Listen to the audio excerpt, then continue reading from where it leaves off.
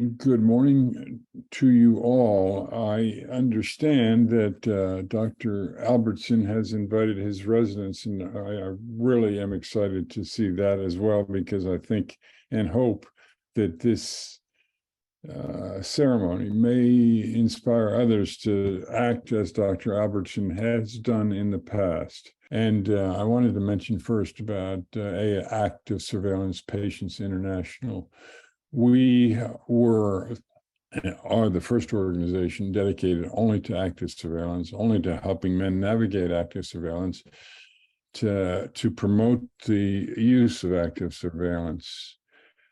We the award, we do this award for a physician that has led the way in promoting active surveillance.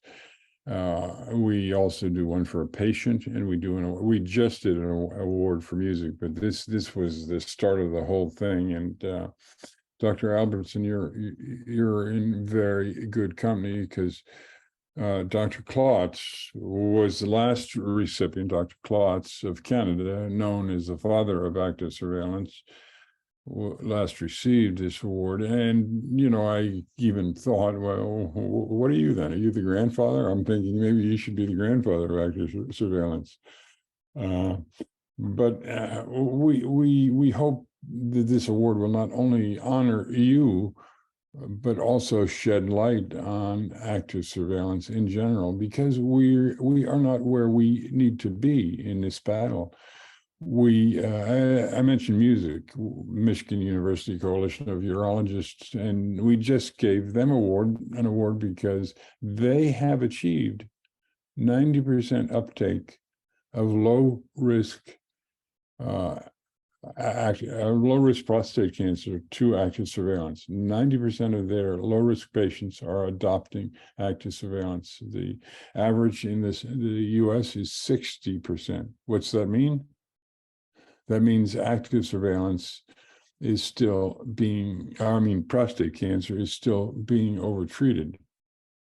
And we've moved, due to the work of Dr. Albertsen and others, we've moved beyond the carnage of the late 90s, but we're not nearly where we need to be. So this is an important event. Dr. Albertsen, you have shown remarkable courage and really put your reputation at risk by advocating for this against a lot of dissenting votes. And I can empathize with that. I empathize with that because when I was diagnosed with prostate cancer 18 years ago and went on active surveillance, my wife wasn't happy. She opposed it. I had 4 physicians that thought they should remove the prostate, but I had seen the quality of my father's life diminished by overtreatment of prostate cancer. And so in a way, he inspired me to take my own journey. So I can empathize a little bit on what you've been through.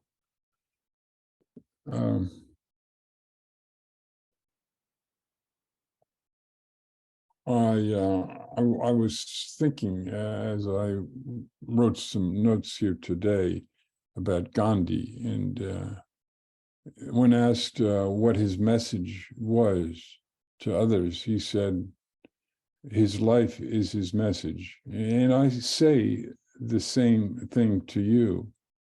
Your life is your message.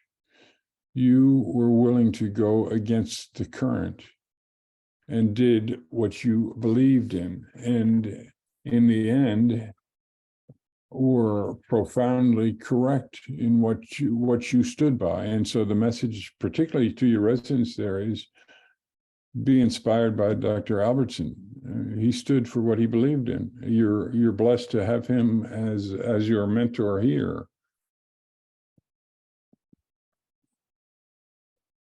I have a few other notes, none of which I can read, but that's okay. I know what I want to say in any event. So I think your message and the message to all of the audience and the residents here today is do what you think is right above all odds. Don't go with the flow if you feel that you have the right direction.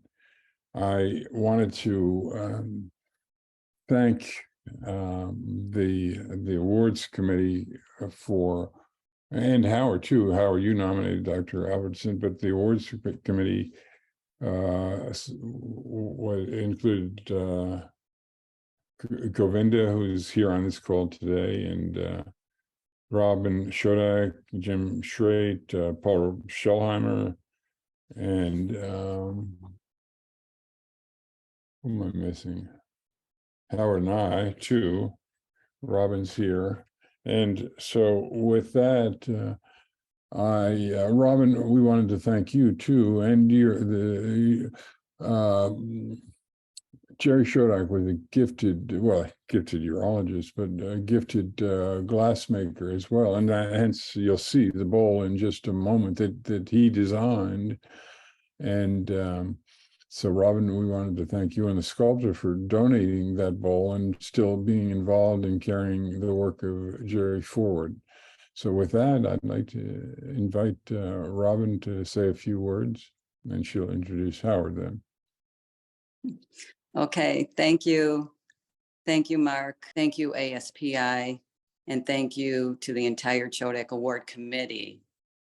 This award is very special to me because it honors my late husband, Jerry. And I know if he were alive today, he would continue to help keep the momentum going for active surveillance.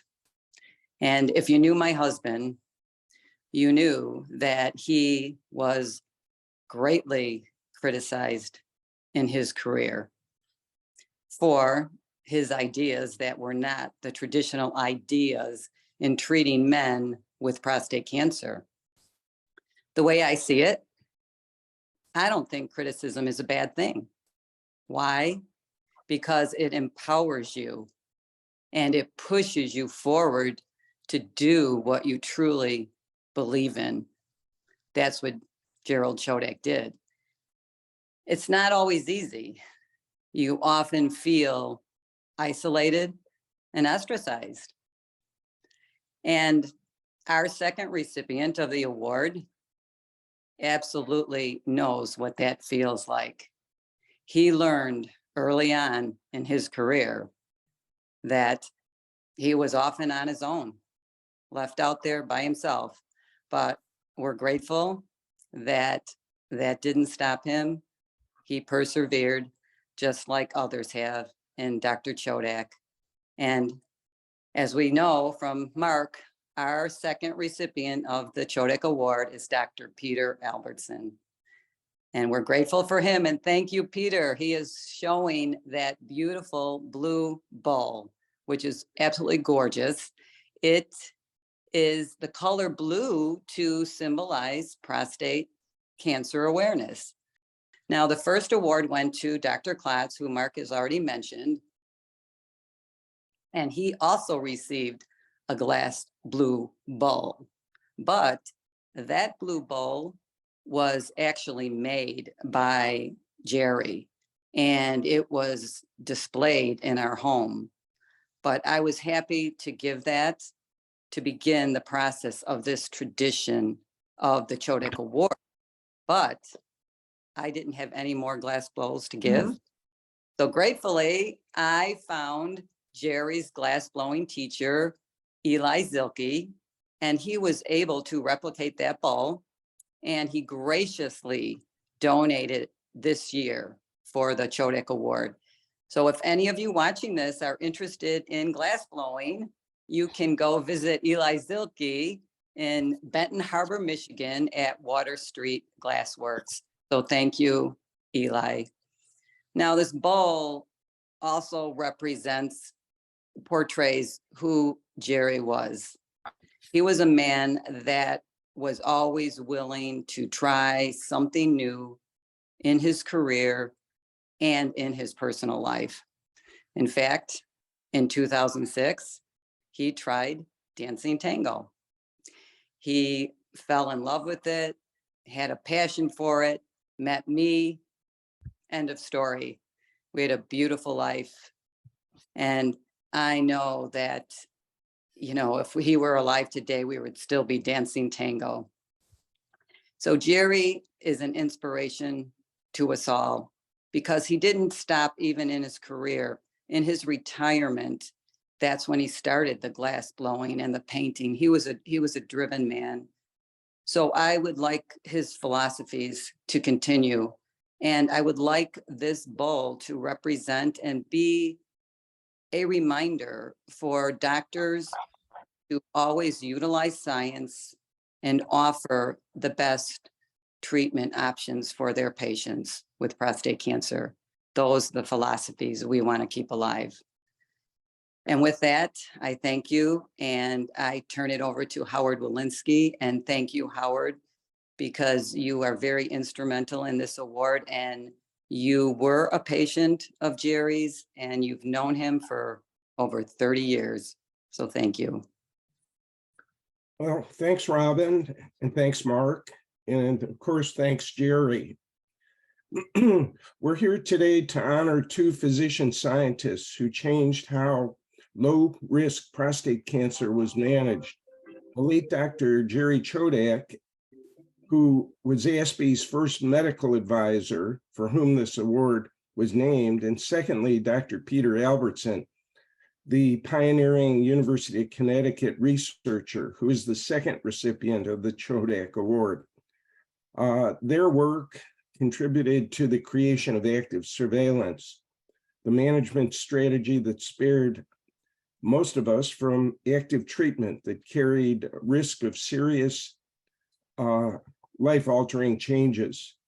Dr. Albertsen was one of the earliest champions of active surveillance for patients with low-risk prostate cancer. Dr. Paul Shellhammer,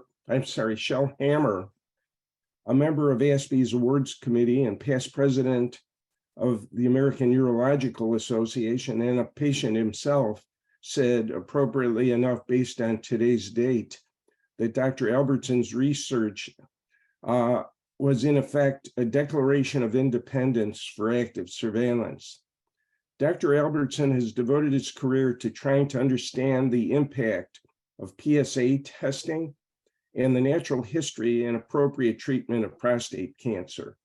Back in the 1990s and early 2000s, the urology establishment criticized Dr. Albertsen because he challenged the norms of management of low-risk patients and because his work did not come from the traditional centers of urologic research.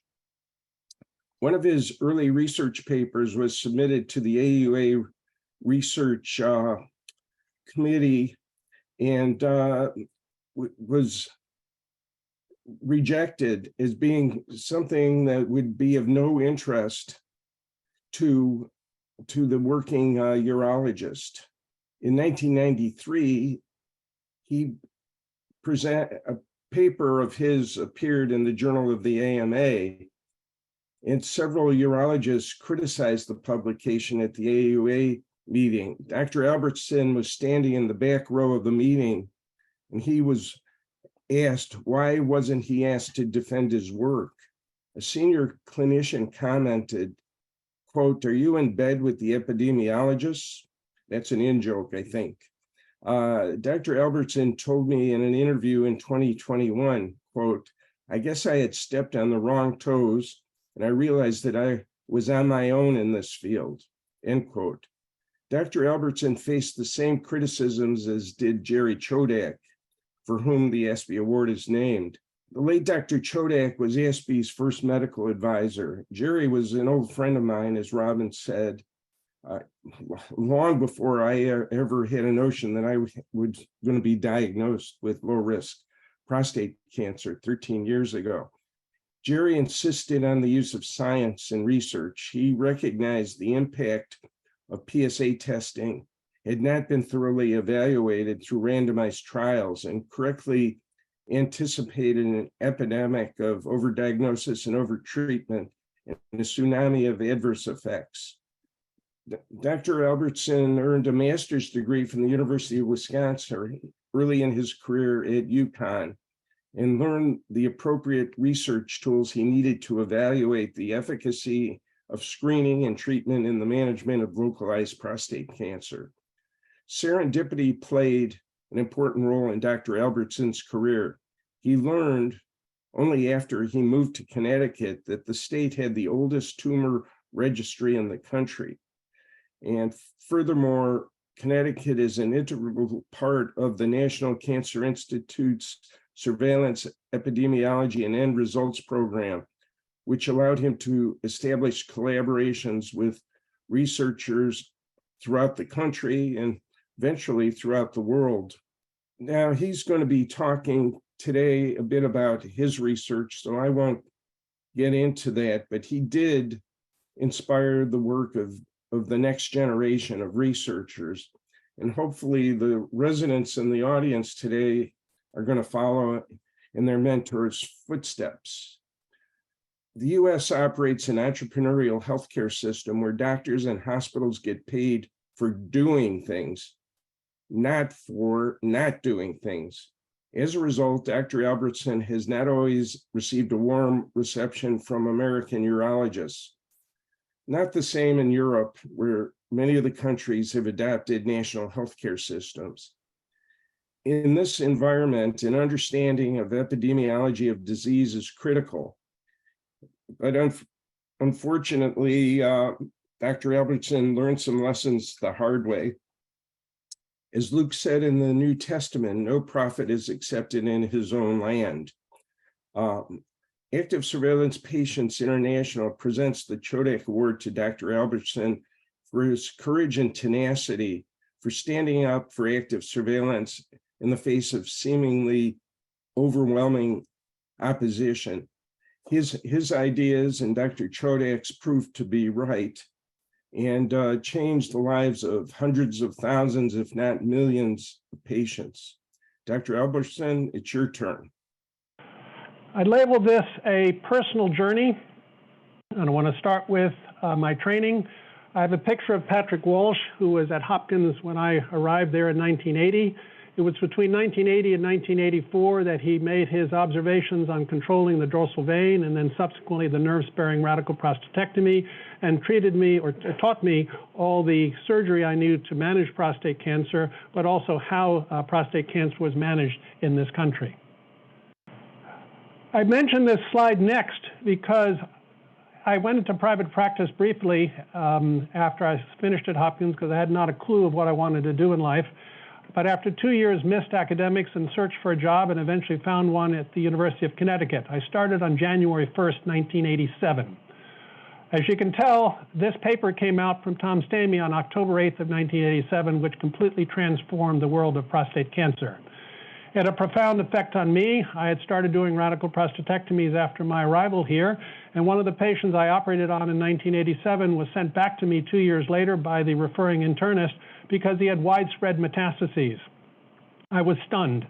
I actually had the specimen, the prostate I removed, completely recut to determine had I screwed up in terms of leaving positive margins, but the margins were all completely negative.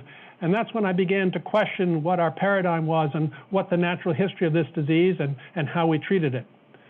As you also noted, Howard, earlier, I also felt I didn't have enough skill sets to go and answer the questions I have, and that's why I decided to go off and get a master's degree after my residency. And I learned a lot of things that are that were not taught in residencies at Hopkins, which I desperately try to treat my residents here, things like study design, statistical analyses, and basically how to read papers. And my residents groan all the time when I teach them, but we go through Journal Club and discuss all these things.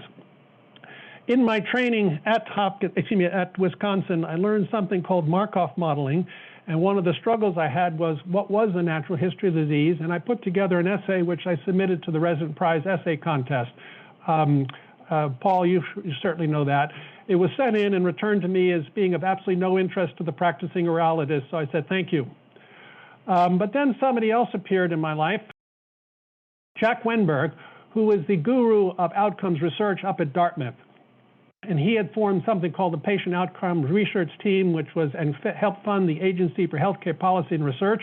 I'd read a lot of his work, and one day I literally got in my car and drove up to Dartmouth and said, here I am, I'm interested in what you do. He was busy studying benign prostatic hypertrophy and the appropriateness of TURPs, and had completely forgotten that his deliverables also included something on prostate cancer. So I actually brought that Markov model with me up to Dartmouth and showed it to them, and they were delighted because they needed some type of deliverable to be handed in to the National Cancer Institute. Along the way came Bill Catalona's famous paper in 1991 that solidified the whole issue of prostate cancer screening. It was not based on the ability to lower prostate cancer mortality, but was based only on the ability to find more cancers than you could compared to using a digital rectal exam or transrectal ultrasound. What happened was a spike in the incidence of this disease, which is these classic graphs. And anyone who looks at it can recognize that between 1987 and 1991, we increased the number of diagnoses by 150,000 cases. Well, if only 30 to 40,000 men were dying each year from prostate cancer, it didn't take a genius to figure out that we must be grossly overdiagnosing this disease because something didn't add up otherwise. To me, that was an obvious statement, but it didn't seem obvious to a lot of other folks. But it had me begin to question what was happening to these cases that we were diagnosing and what was the long-term history. This is the picture of Jack Wenberg, and this was the article that we published. Eventually, I brought it to Jack. He assigned it to somebody else who was doing a fellowship in cardiology, Craig Fleming, and they buffed it up so it was a quality that could be admitted to JAMA. And this made national headlines when it came out and really annoyed the American Urological Association. Paul might remember the plenary session that Monday morning where they basically, all the smart people in urology trashed the article completely. I was sitting in the back row and just kind of turned to another older urologist and said, you know, I'm the only urologist on this paper. They didn't ask me to defend it. And that's when the term was, he turned to me and said, Peter, are you in bed with the epidemiologist? I didn't know that was a bad thing at the time, but be that as it may. This was a graph that annoyed everyone. The model we predicted, actually in hindsight, was actually fairly accurate, describing the natural history of this disease over 10 years. This brings me to Gerald Chodak's work, and this is probably one of the most famous papers Jerry's published in the New England Journal of Medicine. It was basically Jerry's attempt to do exactly the same thing I was trying to do, understanding what was the natural history of conservative management of clinically localized prostate cancer. The authors are, of course, Jerry and his partner, Glenn Gerber, but other famous names on this are Jan Erik Johansson, who's the father of urology in Scandinavia and Sweden, who is actually one of the leaders in understanding the natural history of low-risk disease. Jan Edelson, who I've worked with for the last 30 years on several projects, who also is basically strong epidemiologic training. Other names on that were Jeff Chisholm from the UK, Boaz Moskowitz from Israel. But basically what Jerry did was went around the world looking for populations of patients that had been treated conservatively. And his results were here. And he showed that for low-grade disease, men had a remarkably long survival in the absence of treatment. And he also showed that men with high-grade disease were much more likely to metastasize within 5 to 10 years than men with low-grade disease. That led me to begin to ask the question, could we begin to supply more data to my Markov model, which was just based on data in the literature? And that's when I discovered that Connecticut had the oldest tumor registry in the country, and I got my first grant to basically ask the question, what happened to about 700 men who were diagnosed during the 70s who did not receive aggressive therapy? And we published this initial report in JAMA, basically showing that men with low-grade disease did remarkably well for 20 years. Men with high-grade disease had about a 50% mortality. This led to an invitation from JAMA to start something called Clinical Crossroads, and I think this is the first time we actually wrote up the concept of active surveillance. I was presented a case of a 72-year-old retired architect who was found to have carcinoma of the prostate in early 1994. I won't read the extensive details, but bottom line, he had, I think, 1 or 2 cores positive of low-grade disease, and I was asked to basically present how I would treat him, and I had a lengthy discussion of active surveillance. I was particularly pleased when 14 years later, the internist who took care of this patient contacted me again because the patient had recently died. And we republished this manuscript in 2009. You can see it was in the first of the 136 clinical crossroads was my initial presentation, and we now came with one 14 years later where we described how Mr. S suffered from a progressive heart failure. In 2003, he was hospitalized 17 times, et cetera, et cetera. But the bottom line, his prostate cancer never caused him any problem during the 14 years of follow-up. and I was very pleased that this was promoted. As you can see in the original article, I said that treatment is most likely to benefit the younger person. As men age, especially men with low-grade disease, it becomes more and more difficult to just ascertain whether they're benefiting or not from treatment. And I think that age range of 70, 72 still holds. I'm now age 70, so I'm entering these gray years myself. This in turn led to another paper, and I began to work with James Hanley, a statistician I found up in McGill in Montreal, who was absolute genius, and Don Gleason, who I remember when I originally found all my slides here in Connecticut, I literally went to the catacombs of Yale and everywhere in the state collecting slides from the original 700 patients we were able to find. When I read their path reports, I couldn't understand what they had, and I said, I need a pathologist to do this. And I said, who better than Don Gleason? So I mailed them to Don Gleason. He said he'd be more than happy to participate. I asked, anything I can do for you, Don? He said, buy me a new microscope, and that was all I had to do. So I bought him a new microscope, and he read all the slides for this paper, and I'm so happy I did, because when I presented this paper at the SUO many years later, the first question I was asked was, how do you know that they had accurate Gleason gradings? I said, because Don Gleason read them, and that quieted the audience down. But Jim Hanley was the one who came up with this graph. This is pretty much you see now ubiquitously, but I think it was the first time we presented competing risk analyses in a graph that went out 15 years, and I was very proud of this figure. I remember when it came across my laptop originally. Back then, the data transmission was so slow, I watched this graph slowly appear as a line came down my screen. In an instantly, I wrote the I wrote the original Markov model on Lotus 123. That's how early it was in the computer era. A couple of the other things we did with those slides and things we were beginning to observe was the grade inflation that was happening, and we were first to publish on the Will Rogers phenomenon and how important it was to accurately grade, and how many low-grade cancers were becoming high-grade cancers just because we were changing the way grading was done.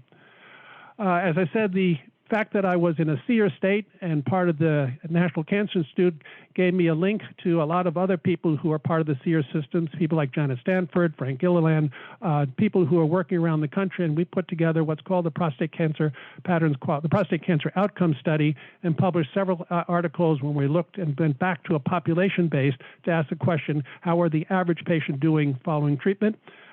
We looked very carefully at urinary and sexual function, and some of the results we were publishing were at odds with what were appearing from the case series from larger universities. We also asked the question, what do people recommend? And we said, well, why don't we ask the same question of the radiation oncologists and urologists and see what they would do?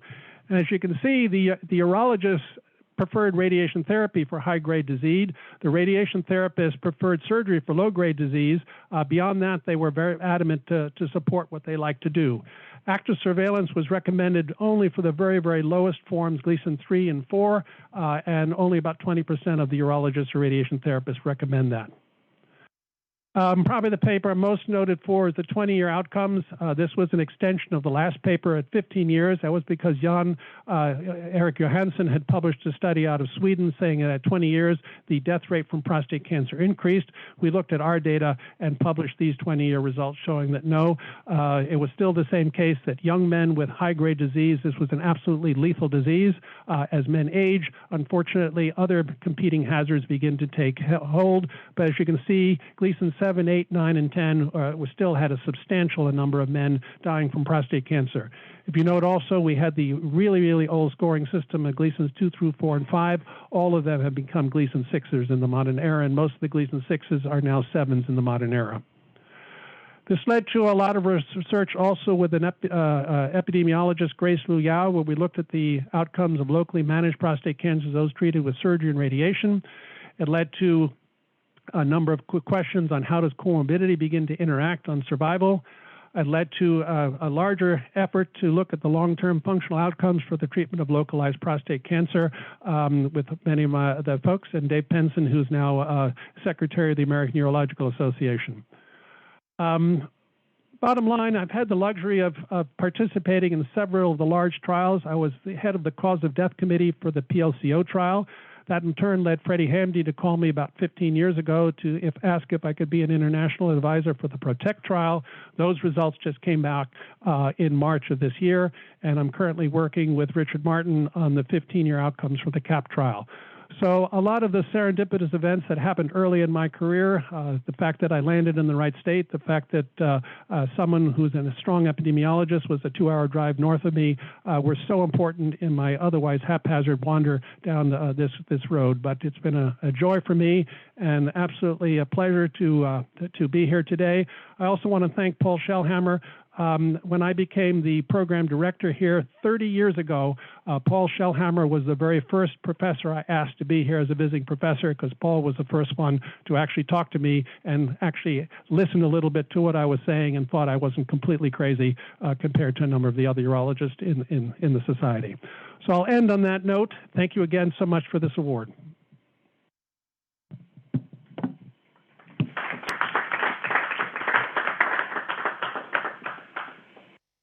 Well, if anybody has questions, they can feel free. I have saw one for Laurie.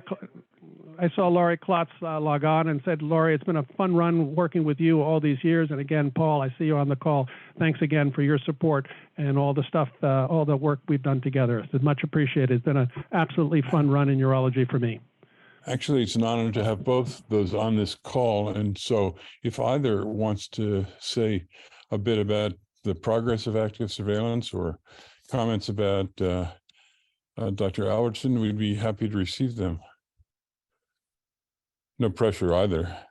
Well, I'll say as the oldest urologist in the room, it's really a delight, Peter, to have you run through that history. It brings back memories, and I can't expand any further on what has already been said by Robin Chodak and your very excellent presentation.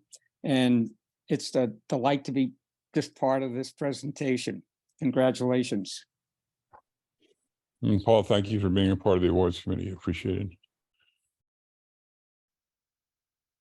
Well, Dr. Klotz, nothing? That's fine. If nothing, I'll just round this out by saying this was the best history that I have seen on active surveillance. This will be preserved on the active surveillance website.